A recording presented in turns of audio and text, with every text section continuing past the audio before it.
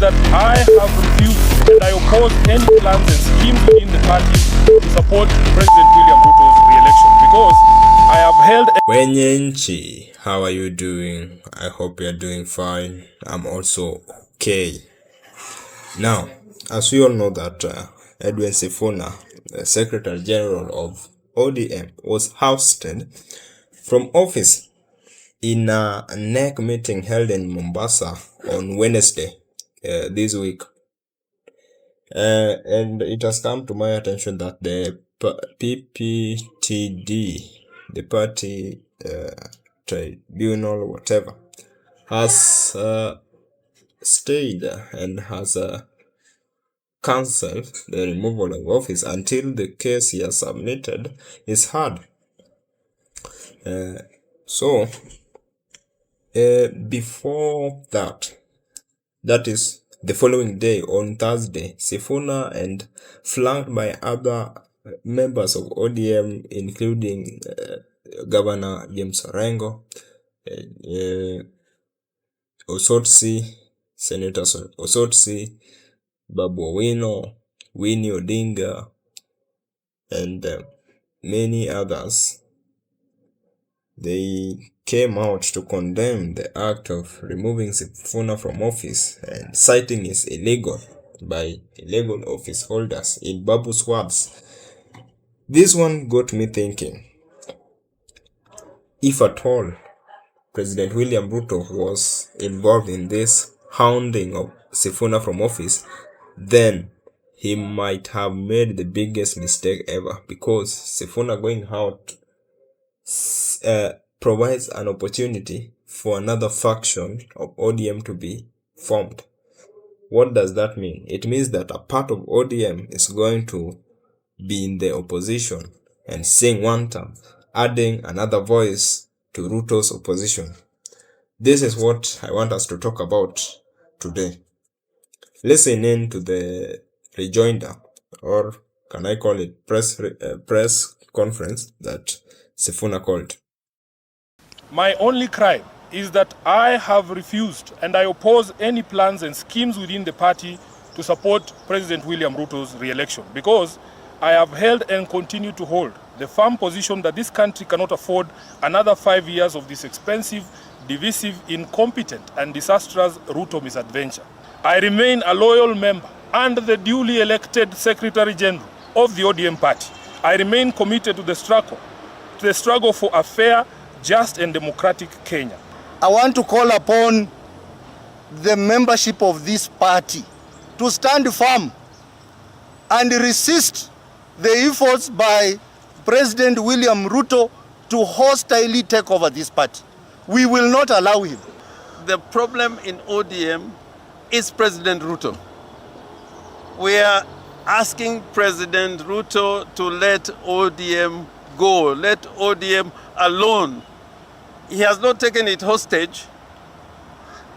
He is in possession of the party called ODM. That there is no way that illegal office holders can remove a legal office holder, SecGen, from office. When we lost our election in 2013 and the Baba declared democracy is on trial, the ODM democracy is indeed on trial. Imagine this, a matatu crew that decides to recruit the loudest passenger to help restore order inside the vehicle. You know the type, the one who keeps shouting, hii gari imejaha sana, dereva, unaendesha kama uko WRC, that is Safari Rally. Na hii fare imepanda tena lini. Instead of throwing him out, they give him a reflector jacket. Now he's technically part of the crew. But here is the twist. Even with the reflector jacket, he never stops complaining. He still warns passengers, still questions the driver, still points at every portal. One day, the crew gets tired. They stop the matatu and kick him out. Bad move.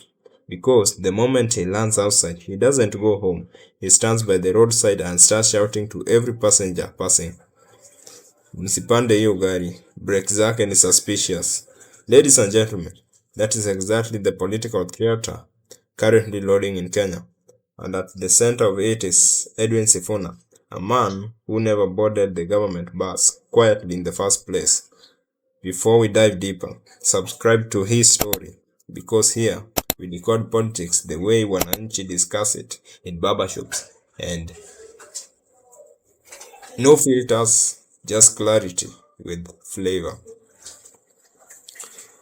Let's correct something important right away. Sifuna was never a cheerleader for the broad-based arrangement involving Orange Democratic Movement and President William Ruto. Not even on day one. While others were warming seats, Sifuna was checking the temperature of the fire. He openly criticized the 10-point agenda. He questioned the logic, and at one point basically declared, "Support whoever you want, but as for me, that is your personal problem." That is not rebellion, that is political independence, which makes his removal far more dangerous politically than people realize. Because you didn't expel a convert, you expelled a critic who refused to convert. Huge difference. You didn't create an enemy, you released one. This is now to William Ruto. If a government removes someone who was already opposing it, what changes? Only one thing. Now he has nothing to lose. No internal discipline, no party diplomacy, no need to sound measured. Expect sharper speeches, free attacks, zero hesitation. Politicians are most dangerous when politically unchained. Credibility skyrockets. Here is how the public may interpret it. Wait, so you opposed the arrangement from the start and now he is being pushed out? Instant narrative. The man stood his ground. In politics, consistency is currency. Whether people agree with him or not, voters respect someone who doesn't bend easily. That reputation alone can manufacture serious influence heading towards 2027. The faction risk, Kenya's favorite political sport. If Sifuna forms or inspires a faction within ODM, now you don't just have opposition, you have ideological opposition, the most stubborn type, because it is driven by belief, not convenience. Instead of one predictable rival, you suddenly face multiple political microphones saying the same thing. We warned you.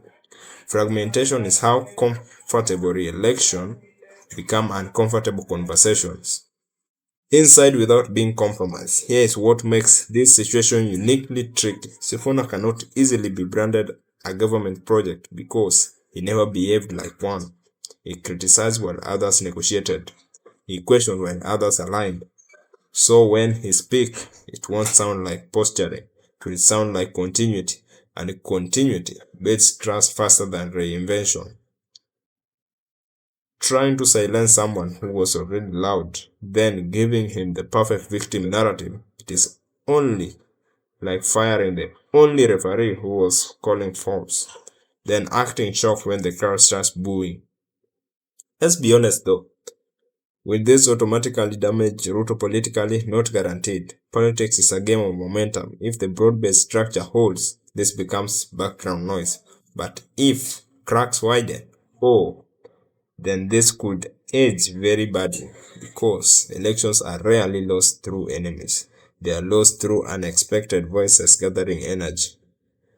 The bigger question Kenya should ask is, was removing Sifuna a show of strength or a moment of political irritation?